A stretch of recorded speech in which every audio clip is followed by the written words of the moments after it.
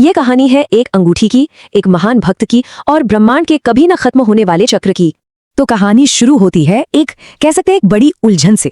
जरा सोचिए, अगर किसी देवता को ये दुनिया छोड़कर जाना हो, लेकिन मौत के रास्ते पर ही एक ऐसा अमर पहरेदार खड़ा हो जिसे कोई पार नहीं कर सकता, तो वो देवता क्या करेगा, कैसे जाएगा?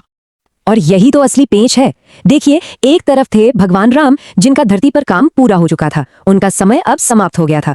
और दूसरी तरफ थे उनके परम भक्त हनुमान जी, जिन्होंने वचन लिया था कि वो अयोध्या की रक्षा करेंगे। और सब जानते हैं, जहां हनुमान हो वहां तो मौत के देवता यमराज भी कदम रखने की हिम्मत नहीं कर सकते। अब भगवान राम तो सब जानते थे, उन्हें पता था कि हनुमान की भक्ति कितनी अटूट है, उन्हें सीधे सीधे तो रास्ते से हटाया ही नहीं जा सकता। तो उन्होंने एक बहुत ही कह सकते हैं बारीक और बड़ी समझदारी वाली योजना बनाई। तो एक दिन उन्होंने हनुमान जी को बुलाया और एक बहुत ही मामूली सी बात कही। उन्होंने कहा, हनुमान, मेरी अंगूठी महल के फर्श में एक दरार में गिर गई है, क्या तुम उसे मेरे लिए ढूंढ लाओगे? अब सुनने में तो ये एक बहुत छोटा सा काम लगता है ना, पर असल में यहीं से एक बहुत बड़ी, एक कॉस्मिक घटना की शुरुआत होने वाली थी। हनुमान जी ने तो एक पल भी नहीं सोचा, कोई सवाल नहीं, कुछ नहीं, बस अपने प्रभु का आदेश माना। उन्होंने फौरन अपना शरीर छोटा किया, एकदम सूक्ष्म रूप धारण किया और उस छोटी सी दरार में उतर गए। उन्हें जरा भी अंदाजा नहीं था कि ये सफर उन्हें कहाँ ले जाने वाला है। मगर अंदर जाते ही हनुमान जी को ये एहसास हो गया कि ये कोई मामूली दरार नहीं थी। अरे, ये तो एक जादुई दरवाजा था, एक ऐसा रास्ता जो किसी और ही दुनिया में, एक बिल्कुल अलग डायमेंशन में खुलता था। और ये रास्ता उन्हें सीधा ले गया नागलोक, यानी नागों की रहस्यमयी दुनिया जो जमीन के नीचे बसी थी। यहाँ दिव्य सर्पों का राज था। और वहां उस अनोखी दुनिया में हनुमान जी की भेंट हुई नागों के राजा वासुकी से। हनुमान जी ने सीधे सीधे बताया कि वो क्यों आए हैं। उन्होंने कहा, मैं भगवान राम की अंगूठी लेने आया हूँ। देखिए, उनका मकसद तो बिल्कुल साफ था, एकदम सीधा, पर उन्हें जो जवाब मिलने वाला था वो उतना ही गहरा और विशाल था जितना कि ये पूरा ब्रह्मांड। ये सुनकर वासुकी हनुमान जी को उस जगह की और भी गहराइयों में ले गए, एक ऐसा राज दिखाने जो किसी की भी कल्पना से परे था।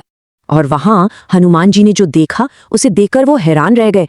वहां एक अंगूठी नहीं थी, बल्कि अंगूठियों का एक पूरा पहाड़ खड़ा था, अनगिनत बेशुमार अंगूठियां। और कमाल की बात ये कि हर एक अंगूठी बिल्कुल वैसी ही थी जैसी भगवान राम की थी। तब जाकर वासुकी ने इस बड़े रहस्य से पर्दा उठाया। उन्होंने बताया, ये जो अंगूठियों का पहाड़ है, ये समय के खेल से जुड़ा है। उन्होंने समझाया कि जब भी एक कल्प में त्रेता युग आता है तो भगवान राम धरती पर आते हैं, और हर बार ठीक इसी तरह उनकी एक अंगूठी खो जाती है और उसे ढूंढने के लिए उनका कोई भक्त यहाँ तक पहुँचता है। मतलब ये कभी न खत्म होने वाला कॉस्मिक साइकिल है जो बार बार दोहराया जाता है। एक नया कल्प शुरू होता है, त्रेता युग आता है, भगवान राम का जन्म होता है, एक अंगूठी खो जाती है और एक भक्त उसे ढूंढने भेजा जाता है। और ये सब क्यों होता है? ताकि ब्रह्मांड का जो बड़ा चक्र है वो चलता रहे। ये सब एक दिव्य लीला का हिस्सा है। और ये सुनते ही हनुमान जी को सब कुछ साफ हो गया। उन्हें समझ आया कि ये खोज किसी एक अंगूठी के लिए थी ही नहीं, ये तो समय और सच्चाई को समझने का एक तरीका था। उन्हें एहसास हुआ कि उन्हें यहाँ भेजने का असली मकसद था उन्हें अयोध्या के द्वार से हटाना। क्यों? ताकि भगवान राम इस दुनिया से विदा ले सकें। उन्होंने जाना कि समय का पहिया तो बस घूमता रहता है और भगवान की लीला का कोई अंत नहीं है। तो इस पूरी कहानी का सबसे जरूरी पॉइंट क्या है? यही कि हनुमान जी को जो ये काम दिया गया, ये उन्हें भटकाने के लिए नहीं था। असल में यही तो वो चाबी थी जिससे समय का चक्र आगे घूम सकता था।